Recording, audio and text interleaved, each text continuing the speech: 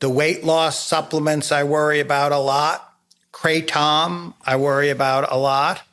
Turmeric and ashwagandha. Because they're used so frequently and often at such a high dose, we see problems. Welcome to Health Matters, your weekly dose of the latest in health and wellness from New York-Presbyterian.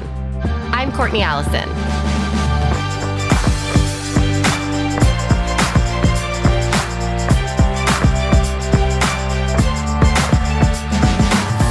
Biotin, ashwagandha, green tea extract. Standing in the supplement aisle can be dizzying.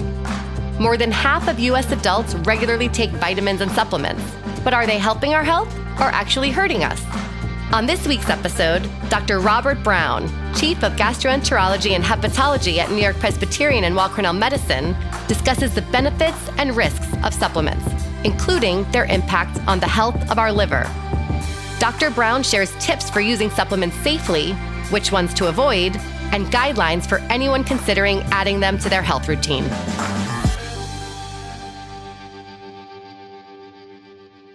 Dr. Brown, thank you so much for joining us today. Oh, it's great to be back. Thank you, Courtney. And so today we want to talk about dietary supplements and their impacts on our health, in particular the liver. To get us started, can you tell us broadly, what is the liver's job in our bodies? Well, the liver's got a lot of jobs in our body, and that's probably why it's our largest internal organ. And for the most part, it works along silently and without complaining. It synthesizes a lot of our major proteins. It plays a major role in our lipids and cholesterol, both storing it and making cholesterol. It also stores sugar and is responsible for a lot of the responses to insulin, for example. In addition, it is the port of entry for everything that comes in through your gut. So when you eat things or viruses that may find their way into the gut, they go into our blood and they go into a special vein called the portal vein. And that vein goes right into the liver. And the liver's job is to figure out what it needs as an organism and what we don't need. And it takes the things that we don't need, whether those be viruses, bacteria, toxins, and it tries to wall them away or get rid of them so they don't hurt the rest of our body. So it's both our builder and also our protector. And I was thinking it sounds like the bouncer too. Yeah, yeah. The guy in the big suit who's standing with his arms crossed at the entry of the velvet rope saying, you get in and you stay out here on the curb in the cold. How do supplements impact the liver if they're trying to get in? Supplements come in a wide variety, and they range from helpful, non-toxic, and obviously some which are potentially toxic. And the important thing to remember is the vast majority are not toxic.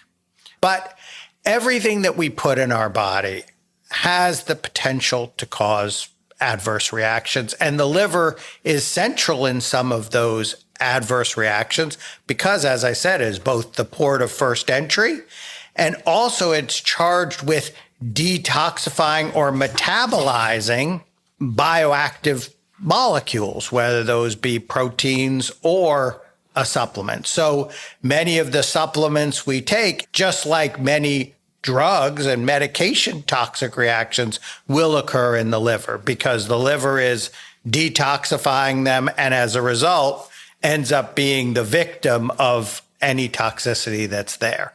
I'd love to talk about popular supplements on your radar. What are the ones patients ask you about the most? Well, I divide them sort of into groups. You know, we have the weight loss supplements, which tend to be stimulants. We have the sort of hair and skin supplements. Biotin would be in that category. And then you have the sort of antioxidants, which people are taking usually because they believe they need to detoxify themselves. And so if you think about the weight loss supplements are the ones where we've seen the most adverse reactions because they're stimulants. We see that the most. For many of them, yes, they are safe, but there is always a potential for an adverse reaction, which is why the most important thing is to be able to share what you're taking with your doctor, right? Every time you go to the physician, they ask you, what medications are you taking? You tell them all the prescription medications. Almost nobody tells them the supplements that they're taking. And there is a potential for either one, us not monitoring something that is potentially toxic. Two, there can often be interactions between those and your health. So, for example, biotin can affect the measurement of your thyroid function. So if you're hypothyroid and you're taking thyroid medication, you don't tell your physician you're taking biotin, you don't stop it before your blood test, you may end up with the wrong adjustment of your medication because there isn't a knowledge. When a patient comes to me and says they're taking X, Y, or Z supplements, what I do for them is the same thing I do for any element of their health. That's no different than a patient who comes to me and tells me that they're smoking. I'm not going to kick them out of my practice, but I may monitor them differently. I think what our job as physicians is to be knowledgeable about supplements and then interact with our patients in a way that is informative and non-judgmental. I appreciate that because it sounds like it's about honest communication, building trust. Because I can picture that if someone comes in and they take these 10 supplements they're excited about and you say, absolutely not, throw them all away, that maybe isn't going to be the best interaction. But if you seek to understand, talk it through, potential concerns, that sounds like that's a different interaction. I hope so. And what I usually say, if they are taking 10 supplements, I'm like, oh, I think that's probably good. This one is plus or minus. And then I think when people come to me taking what they call liver detoxes, I try to stress to them that it would likely be better if instead of taking a liver detox, maybe we should do some things to make their liver healthier so they don't need a detox. Right. So if they're taking an antioxidant, say CoQ10, I tend to view that's benign. May not help, but isn't likely to hurt. Whereas if they're doing high-dose turmeric, they're going to need to be monitored, at least by their liver blood test, to make sure they're not doing harm. Well, on this note, could you explain what is a liver detox and why do people feel like they need one? I would say the vast majority of people who take a liver detox actually don't need one. The liver is really good at taking care of itself. And so for most people, the people who have, a couple drinks on the weekend and who then say, I need to detox. All they need to do is take the week off. And then for the ones that really have a liver disease, I don't think a detox is enough to reverse whatever is damaging their liver. Rather than detoxing the liver, let's untox the liver and remove those things that were doing damage. What are some ways we can take care of our liver? It starts with eat a healthy diet. Because the liver is so central in processing nutrients, putting in good, healthy nutrients is the first step towards liver health. And what is that? It's foods that you see in nature. Less processed. I know people like to take protein bars and stuff, and maybe they're fine. But to me, it's not as good as something that looks like a carrot. A bag of pistachios. That has plenty of protein, and it's natural. And so I think the less processed our foods, the closer they are to their parent organism, the better. And then, alcohol is probably the largest toxin to our liver.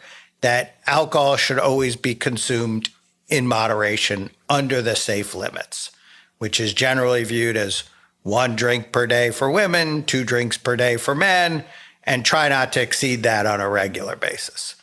And then the one thing that I would say is coffee seems to be good for the liver. It's probably the oils in the coffee bean have some beneficial effect. And then if you're at a healthy weight and you exercise and you're not becoming insulin resistant or pre-diabetic, those are all the good things for the liver. And I don't think it needs much else. I'm still just so excited about what you said about coffee. That's really great news. I thought you were going to say drink as much water as you want, and you said coffee. We don't want to be dehydrated, so you got to have your coffee in one hand and your water in the other, because drinking a lot of water is also healthy. I probably am good on the coffee side of the equation. I probably could do a little better on the water side. Are there any supplements in particular that might cause you a little concern if someone comes into the office and says they're taking them? Yeah, I think there certainly are supplements that are more concerning. Green tea extract, black cohosh, which is commonly taken, even things like red yeast rice, which people take to lower their cholesterol, has been associated with liver toxicity. The weight loss supplements I worry about a lot. Kratom I worry about a lot. And then probably less toxic, but more frequently used is the turmeric and ashwagandha. I think they're not as worrisome as some of the others, but because they're used so frequently and often at such a high dose, we see problems. I'm wondering what kinds of studies or investigations have been done into supplement ingredients. Can we trust what's on the bottle? Oftentimes what the claims are related to individual ingredients and not the whole, because very few of them actually do a clinical trial where they take 100 people and put them on supplement X and 100 people and they don't give them supplement X, and then they measure something at the end.